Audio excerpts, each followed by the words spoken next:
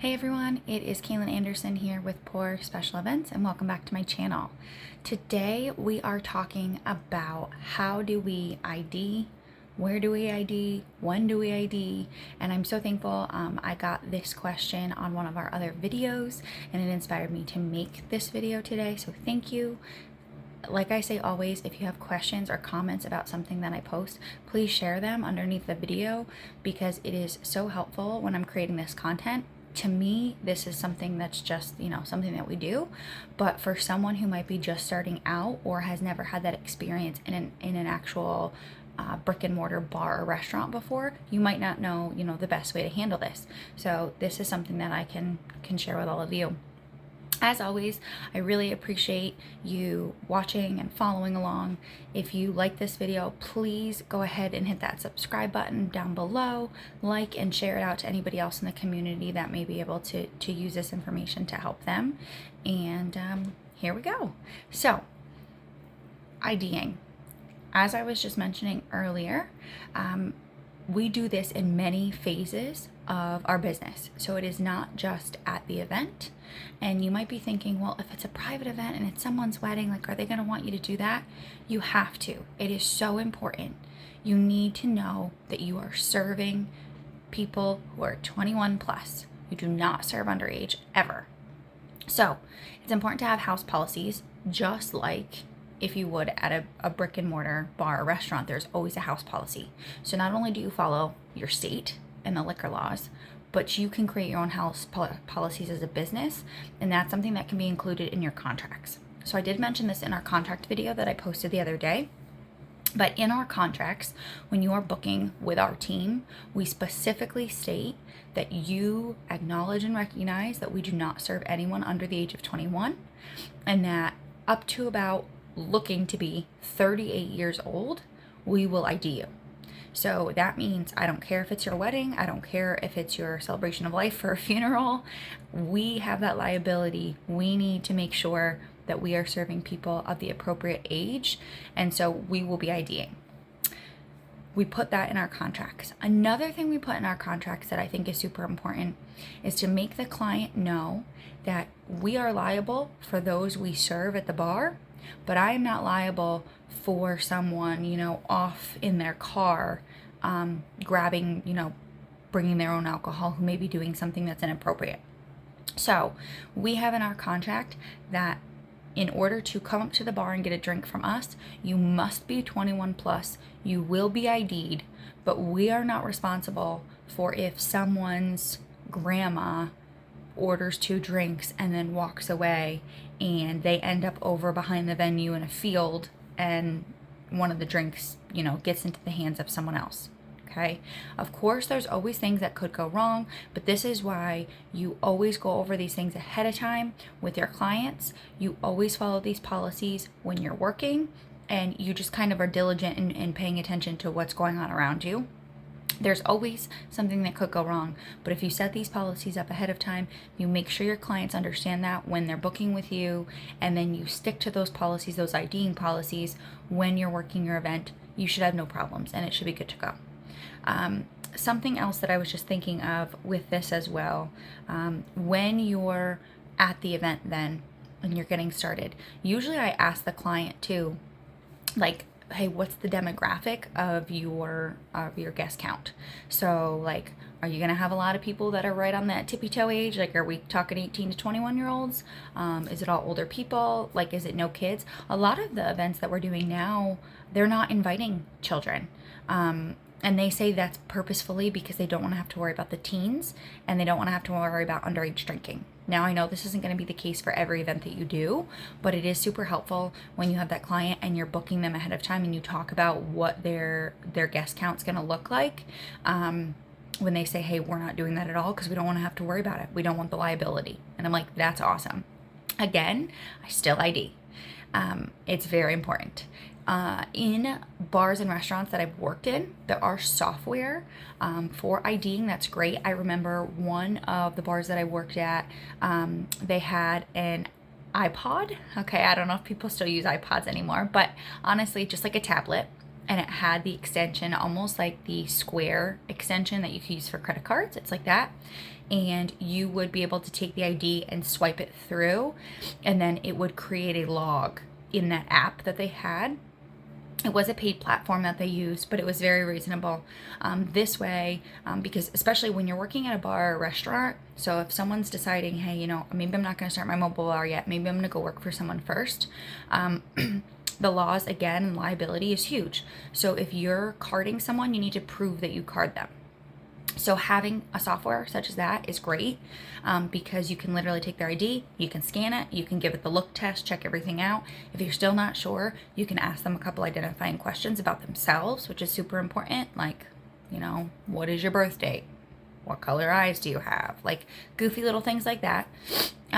Check, you know, for the different things on there. If you ever are wondering, like, oh yeah, what's the ID supposed to look like in my state? Because they change.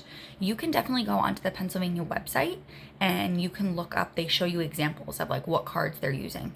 I know a big one with this is like an identification card versus a driver's license, and then also military IDs. Military IDs are different. My husband is military, so I have a military ID too. So I'm lucky because I know kind of what they look like, active duty versus reserve versus like a family member military ID.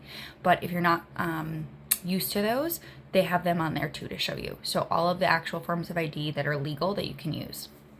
Another fun tidbit that I can share with you, because this goes with like if you're in the bartending space, you can use a passport to check their ID, but you can't, I believe the last I knew, you can't use just the passport card. You can't just use like the card. They may have changed this, but I needed like the full-on passport at the bar that I was working at before I started my business to check. It's a big deal where I live because we have a ton of summer camps, like big summer camps, and we get a ton of counselors that come in from abroad. So they need to have it on them, because the biggest thing they say, oh, I forgot it. I'm sorry, I need it. So just like a side note there, that the passport, a valid passport, it cannot be expired. So you need to check the expiration dates. But that's always something that you could look at too.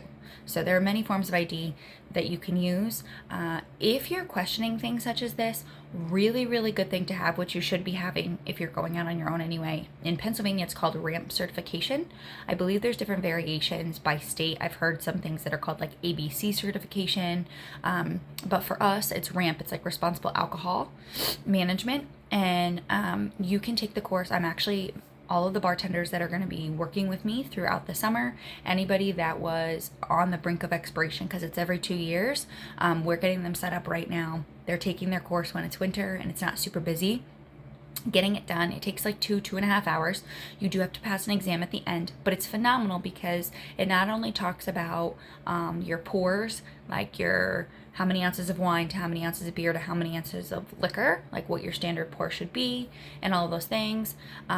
It talks about blood alcohol content, how fast alcohol goes through your system, but it's also going to talk about those forms of IDing. It's going to talk about different fines that are associated if something went wrong. So it's really great to have that course. And any of the venues that we work with, even before they ask for my insurances, they always ask to make sure everybody's ramp certified. So everyone gets their ramp certification and has their name on it, the date when they complete it. I believe it can be like looked up that you have it, and then you're good for every 2 years. Originally it was like $7.95 course, like cheap. It's $10.95 inflation, but hey, it works. You get it done, you learn some things, and then you're good to go. So ramp certification is great as well. You can look it up. I believe each state, you can go to your state's website. So like our Liquor Control Board website for Pennsylvania has all of the approved courses that you can take. So they have different partnerships with certain approved courses. You can click on which one looks good for you, check it out. You just get your basic, it's called like a server seller training, and you're good to go. So that's another something that I think is really important that goes along the lines with IDing and, making sure that you're serving people of the correct age so that you can just have a fun, experience. Your guests can have a fun experience and you make sure everything's taken care of. The other thing too, if you want to go a step further, when you're looking at, booking these potential clients and getting into these venues, I've talked a lot about vendor venue partnerships and how it's so important to make sure that you're taking care of those venue owners. They want people who respect their property, who take care of their property like it's their own. So the best way to get on a preferred vendor list is to show that you go above and beyond and you care about their space. I try and take amazing care of my venue owners because I have a growing family. I'm super busy. I don't want to have to travel an hour and a half each way for events. I want to stay in my backyard. So you better believe that every venue in my area, when we are there, we are early, we are clean, we are helpful, and that goes above and beyond just the bartending space. If the photographer needs something, if the DJ needs something, if the venue owner needs help setting something up, we make sure we are set up and ready to go way ahead of time so that we are available to anyone in that party that may need help with something. And again, yes, you don't have to bend over backwards, but being helpful in this space, like teamwork makes the dream work pretty much, because when you're doing weddings, it's a wedding every weekend, okay? But every wedding is different. Every couple is doing this one time. I joke sometimes they do it twice, but every couple is doing this one time. So it has to be perfect every time. So helping out your fellow vendors, helping out your venue owner, that is the best way to get on there. And then I remind the venue owners, usually in the winter, in the off season, once we have all of our ramp certs, once I know everyone on my team that could possibly be working in that venue is set, I will send over a email, a copy, and say, hey, here's all the names of the people that you may see throughout the season. Here are all the ramp certifications. And here is a copy of our insurance again, just to show you that. And we are super excited to work with you. And then I might say, like, our first event with you is on blah, blah, blah, blah. And if we have availability, I'll say, hey, we still have availability for the season. I would really appreciate you letting your potential clients know if they're still looking for a bartending service. And we would be happy to get them a detailed quote immediately. We do not mind booking last minute services because that's great too. So those are kind of some of the things that we do. The question about IDing, I feel like I've kind of gone above and around it, but just to recap, making sure you kind of have your house policies in place, making sure they're in your contract, making sure clients know them. And if you're going to have anybody, working for you or with you, making sure they know that and they abide by those rules. Making sure the venue owner knows, because they're going to appreciate that, because again, their liability, their safety for their venue is huge as well. Just making sure everyone's on the same page. So at the end of the day, communication over everything is super important. You are that business owner. You are the professional in this space. You know your business. You need to make sure that everyone around you knows it too. So communicate those things in writing, in the conversations you have, and then follow through at the event, and you will be set. Thank you so much for this question. This was an awesome one. I hope I helped a little bit, whether it's in owning your own business or if you're going into a bar or a restaurant for someone else and you're just getting started and checking things out. Super great to have. And I will see you back here next time. Have a great day.